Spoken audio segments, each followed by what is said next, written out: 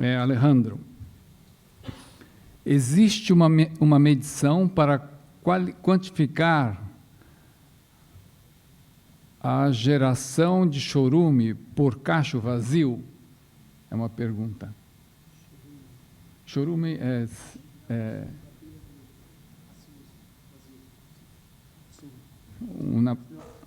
tem várias perguntas aqui. Essa é a primeira. Qual o custo médio do transporte do cacho vazio? Segunda pergunta. Qual o critério para a tomada de decisão na escolha da compostagem? Na escolha da compostagem. E, por último, a substituição do adubo mineral por compostagem acontece em quanto tempo até atingir os 100%?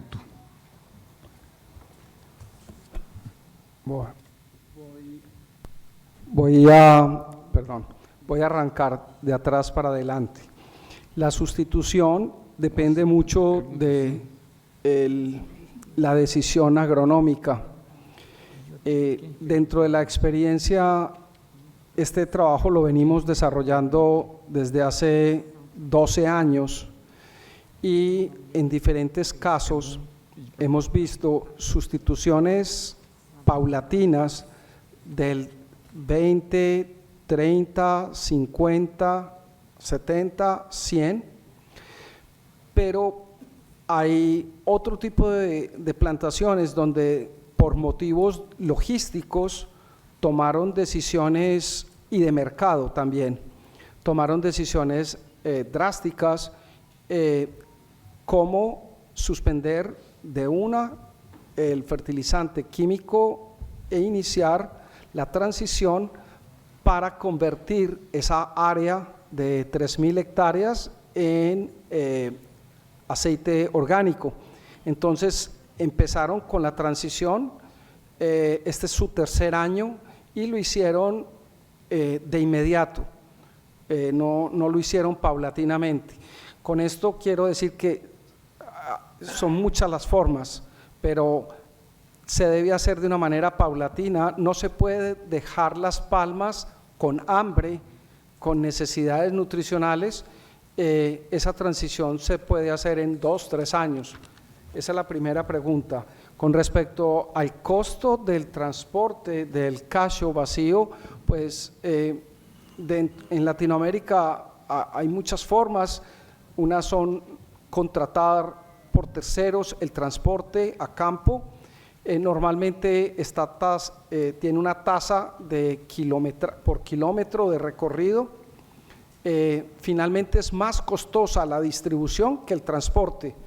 En términos normales, en Latinoamérica, el costo del transporte del cacho a campo es entre 3.5 a $7. Es un rango normal de transporte, no de aplicación. La otra pregunta, ¿existe una medición para cuantificar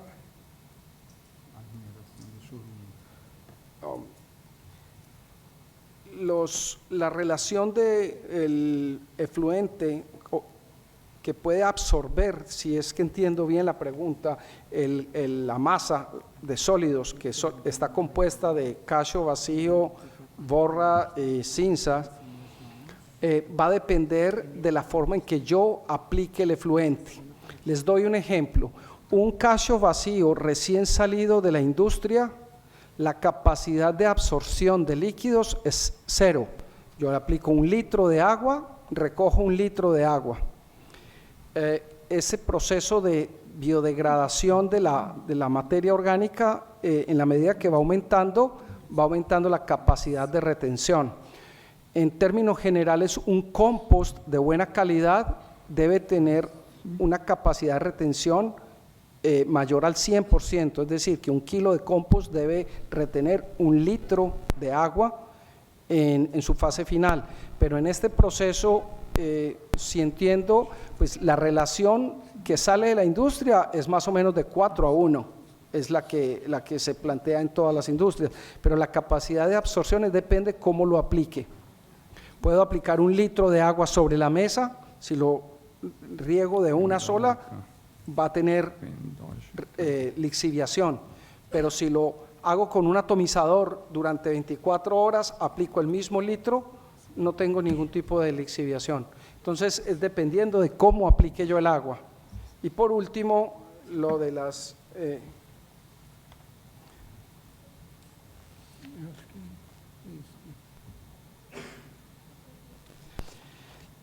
¿Cuál es el criterio para tomar la decisión de qué modelo de compostaje trabajar? No sé si lo enfocan como en la pregunta, pero básicamente lo que sí es claro es que cada industria tiene un modelo diferente. No se puede, como decía ahorita Daniel, no se puede copiar los modelos de nutrición. Lo mismo las soluciones para el manejo de los residuos de cada industria son diferentes. Son las mismas calidad de cacho vacío, la misma ceniza, la misma borra, pero los objetivos son distintos, las disponibilidades de áreas son diferentes, la topografía, la cercanía a ríos, a comunidades. Entonces, cada industria tiene que tomar una decisión puntual diferente. Eu creio que está respondido, né? Ok, segunda pergunta vai para o Marcelo. Marcelo, como disponibilizar nutrientes na fase fendógica de forma correta e na quantidade correta para uma cultura perene? Fenológica, talvez. Fenológica, isso. E a segunda pergunta sobre a incorporação de fósforo.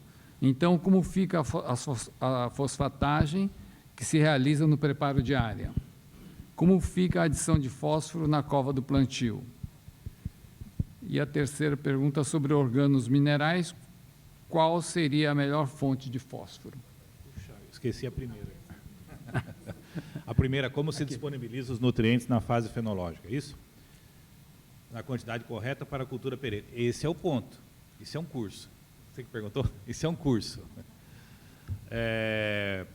Você tem que escolher a fonte certa, os 4 Cs, foi falado aqui, usar isso daí, acho que esse é o grande princípio. E proteger o nutriente. Cada nutriente tem o seu comportamento. Nós vimos aqui a excelente apresentação sobre a quiserita, que é uma extraordinária fonte de magnésio, enxofre, etc., né? Mas é uma fonte, então você maneja aquela fonte. Existem outras fontes, nós falamos de calcário. Calcário é uma fonte de magnésio? É uma fonte de magnésio. É a melhor que tem? Ela cumpre dois objetivos, ela corrige o solo e deixa o magnésio no lugar. É um carbonato, demora mais. O que você precisa? Essa pergunta a gente tem que responder todo dia.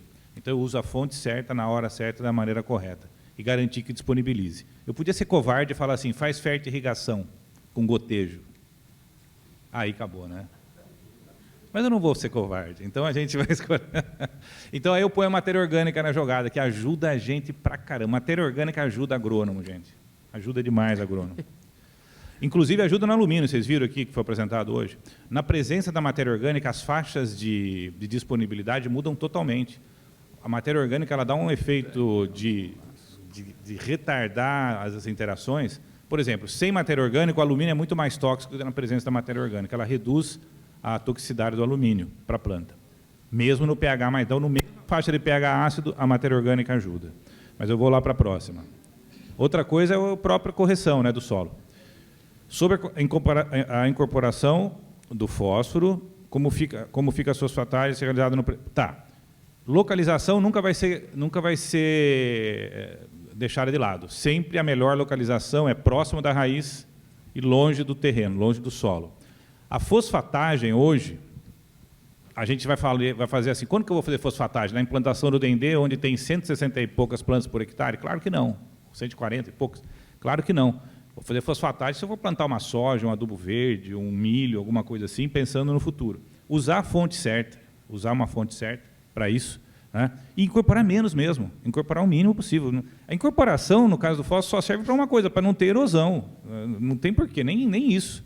Então, planta uma cultura, planta uma palha ali, depois joga um pouquinho de fósforo. Tá? Então, fósforo é localização, isso daí não mudou. Preparo na cova. Gente, eu não gosto muito de cova, tá?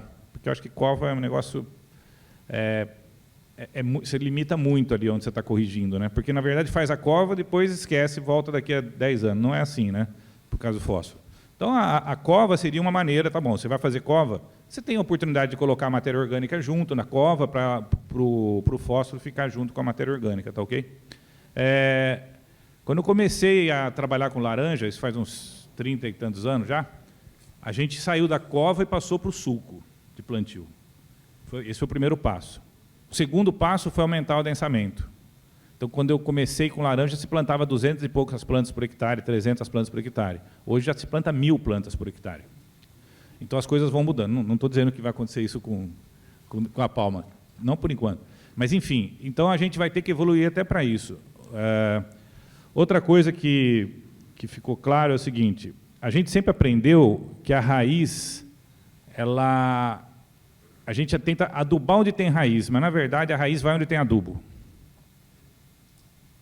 Quem tem dúvida, a gente sempre falou do geotropismo positivo, né? Quer um exemplo do geotropismo negativo? É jogar uma pilha de esterco debaixo de uma planta. Você pode ver que depois de uns anos, você vai lá, você tira, a raiz subiu tudo para a pilha de esterco. Então, não necessariamente a raiz desce, ela vai onde tem. Quem quiser fazer fertirrigação, você vai ver onde você concentra o fertilizante tem mais. O Nolasco mostrou isso naquela fotografia, quando ele levantou um monte de palha ali, estava cheio de raiz. Tá. Sobre organominerais, qual seria a melhor fonte de P? Olha, o que importa para a planta é o fosfato. A melhor fonte de P é aquela que vai se transformar em fosfato no tempo certo. Não adianta você colocar rocha, porque rocha, enquanto não for solubilizar, rocha eu estou falando, não de rocha sedimentar, né? Por exemplo, fosfato de araxá, vamos dar um exemplo aqui. Não adianta você pôr fosfato de araxá numa cultura que você vai precisar do fósforo. Aquilo ali vai ficar o resto da vida lá e nunca vai virar fósforo, a não ser que você coloque alguma coisa que acidifique, uma compostagem, alguma coisa assim, para que aquilo se solubilize e vire fosfato um dia. O que importa para a planta, da onde vem não importa, o que importa, ela só vai reconhecer o fosfato. Na hora que tiver fosfato, ela vai pegar e pronto, seja da onde vier. Perfeito. Outra pergunta vai para o Bernd, que é a seguinte. A relação NK 2:1, conforme apresentado, e como fica a relação cálcio-magnésio? Potássio-magnésio, perdão. Outra vez. A relação nitrógeno por potássio, 2:1, conforme sua apresentação, como fica a relação de potássio K com magnésio? Ok, es algo difícil estimar.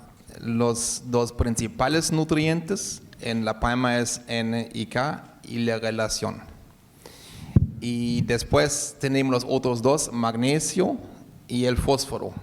Y estos dos casi también tienen una importancia grande. El magnesio no hay datos exactamente con las relaciones, pero si analizamos el foliar, necesitamos casi un 15% en el magnesio. También importante es, si hablamos de potasio, magnesio en el parte foliar, que no aplicamos tanto calcio, porque el calcio también es antagonístico contra estos dos. Pero un valor exacto, cuánto necesitamos en el parte magnesio, no sé. En Colombia, por ejemplo, usamos hasta 2 kilogramos kieserita.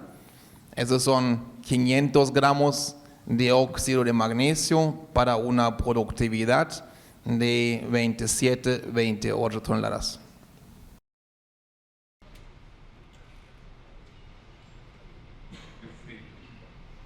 Bom, a pergunta seguinte é para o Daniel. Qual é a folha diagnóstico utilizada para análise foliar? Para macronutrientes, normalmente você utiliza como padrão a partir da... a planta já tendo na faixa aí de 25 folhas, tudo já a partir do quarto, quinto ano já se utiliza a folha 17. Né? Mas se orienta sempre fazer para micronutrientes ou folha 3 ou 9. Tá?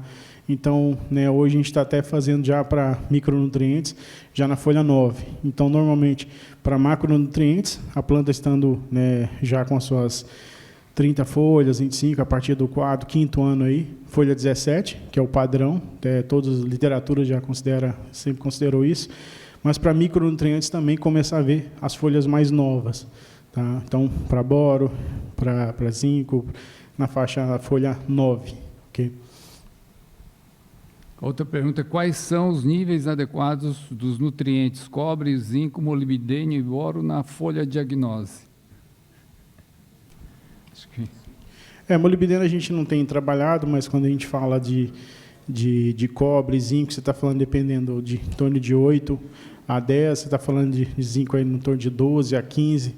Então, vai depender muito do que você está trabalhando. E aí depende o seguinte, de qual fonte, de qual é o extrator que você está utilizando também. Tá? Mas, né, para boro, a gente trabalha na parte de 20 a 30, né, no máximo aí 35, 40, dependendo da avaliação, ok? Mas a gente mantém isso, em torno de 12, em torno de 8 para zinco. E outra pergunta é: qual é o período indicado para a coleta da folha diagnose no Brasil?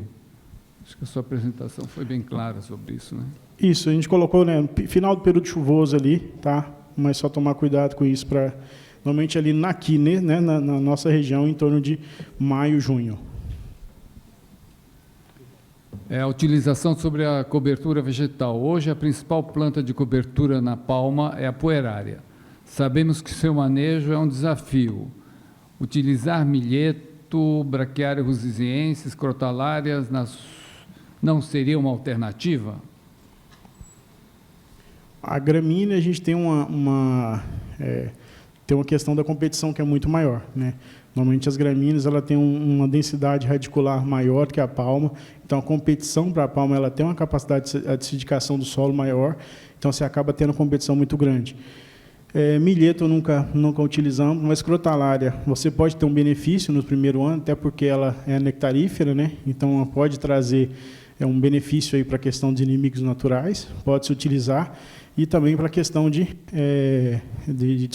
vamos falar assim, no solo, né? Você vai estar utilizando uma planta com mais raízes, mas é uma planta que não é perene, né? Dependendo da crotalária que você vai utilizar.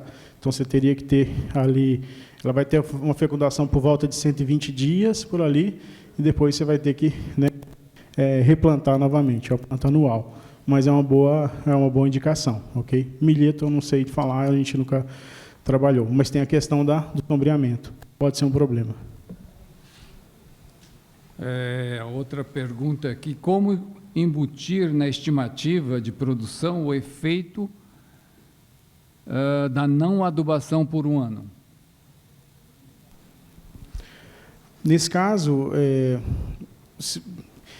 depende assim, de que fase que está seu plantio, né? Se você já chegou num patamar ali de 12 anos, 15 anos de idade, né, do cultivo, você já mantém uma estabilidade.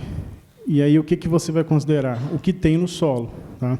Se você está no nível crítico, está próximo do nível crítico, já tem um excesso, vamos falar assim, você tem um estoque no solo ali, pode lançar a mão disso. Se o seu solo está abaixo do nível crítico, dá um exemplo, se você está aí com magnésio, né, abaixo aí, por exemplo, de 0,4, 0,3, está com potássio abaixo de 0,3 ali, centimol de carga, se você ficar um ano sem aplicar, o efeito de um ano, talvez no primeiro ano você não note tanto essa diferença. Tá? Então é muito difícil a gente falar e ficar um ano sem adubar e fazer uma estimativa. Tá? E o efeito vai vir sempre no segundo ano e terceiro ano após. Então não recomendaria isso. Claro, né, se for uma situação que você vem no solo e vem vendo que o estoque do solo está aumentando, ok, talvez uns 6 meses você pode reduzir a quantidade de nutrientes, mas nós nunca recomendamos isso. Por quê? Porque a planta, o solo tem um tampão ali e ele vai conseguir manter o estoque por pelo menos 6 meses, um ano. Você não vai notar redução do peso médio de caixa, mas depois de 1 ano, 2 anos, começa a ter a queda mais brusca. Perfeito. Tem várias perguntas ainda para o Daniel. Eu estou selecionando aqui porque tem algumas perguntas repetidas. Tem uma pergunta para o Alejandro. Alejandro, qual é o custo de produção viável para composto orgânico? El costo que tenemos establecido en los modelos operativos es de entre 10 y 20 dólares la tonelada, los costos de producción. Sim. Si a eso le sumamos unos 5 dólares de costo de aplicación, para hacer unos números fáciles podemos trabajar con 20 dólares la tonelada de compost aplicado en campo. Outra pergunta, existe uma forma de precificar os subprodutos da indústria? Forma de colocar preço em los subprodutos? ¿Qué es mercado? Es un tema de mercado. En el caso de la fibra de mesocarpio tiene un valor energético. El cuesco, la cáscara de la nuez, tiene un valor similar al carbón porque tiene un poder calorífico similar, pero dependiendo de la ubicación de las fuentes de consumo tienen unos valores. De resto, valorización por otros trabajos, tenemos unas experiencias con la generación de biochar, que es carbón con el cacho vacío, pero en cantidades muy bajas, no comparables a lo que puede generar una planta extractora. Es una buena alternativa, pero para un mercado muchísimo más estrecho. Pero es básicamente oportunidad de mercado.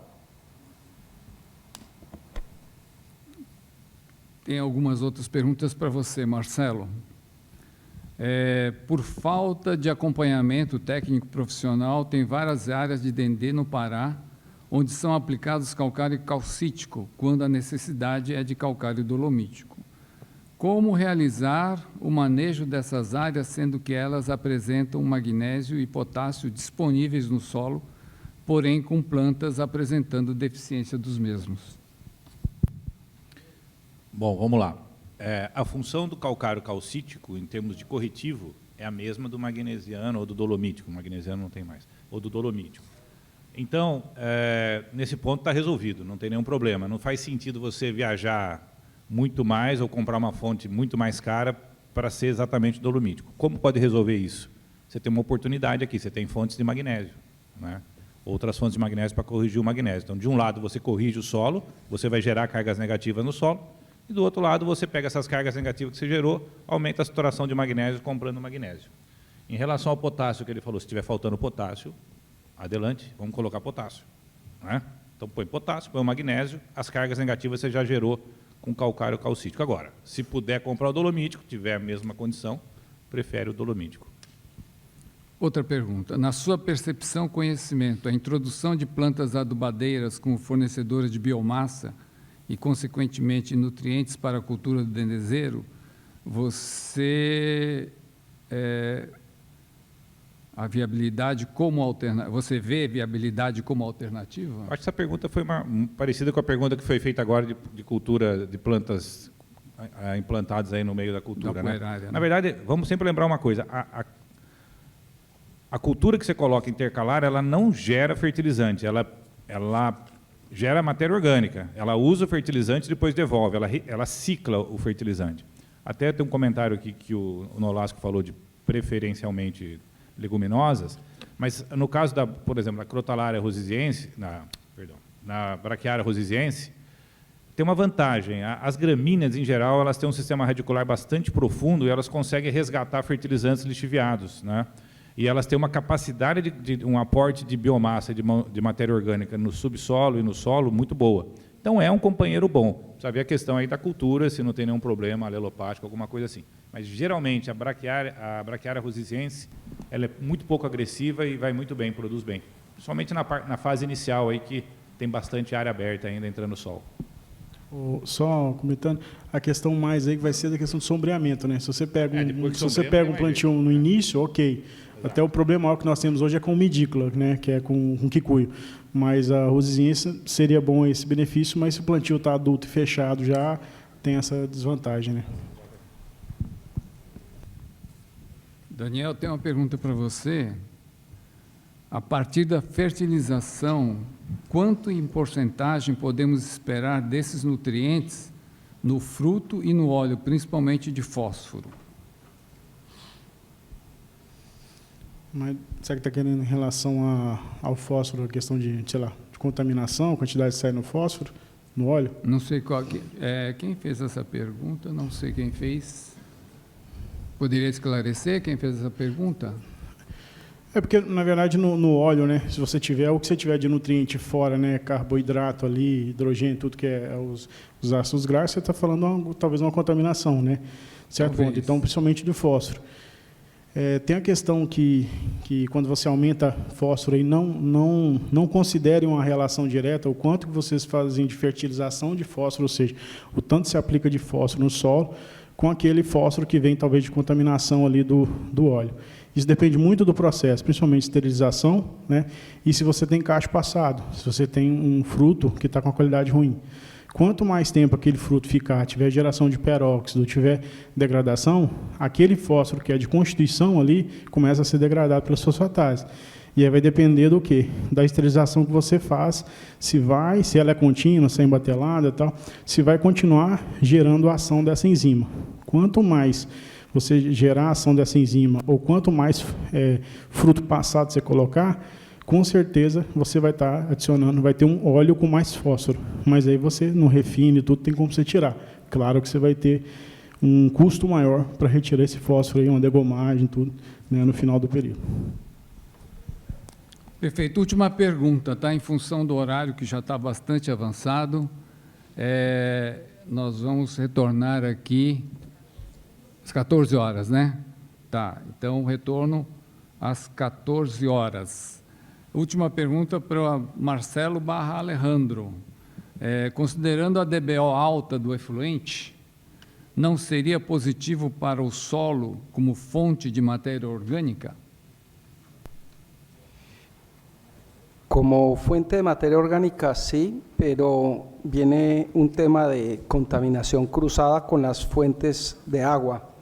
Y el efluente no solamente crudo tiene una carga orgánica alta, sino que tiene trazas de aceite bajas, pero las tiene, y no es una alternativa que dure mucho en el tiempo. Las áreas que se utilizan con fertirrigación tienden a saturarse por la cantidad de grasas y debe pensarse en moverse los sitios.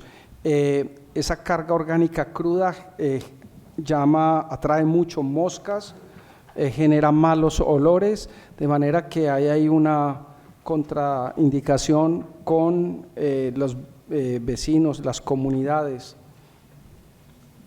Perfeito.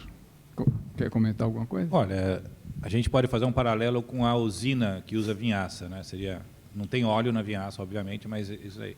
O que realmente está acontecendo hoje está sendo bem controlado em termos de ambientais aí para não ter problema de contaminação de lençol freático e outras coisas. Mas do ponto de vista do solo, o óleo é um problema, mas o resto está perfeito. O problema é o óleo mesmo. O óleo, a graça é um problema.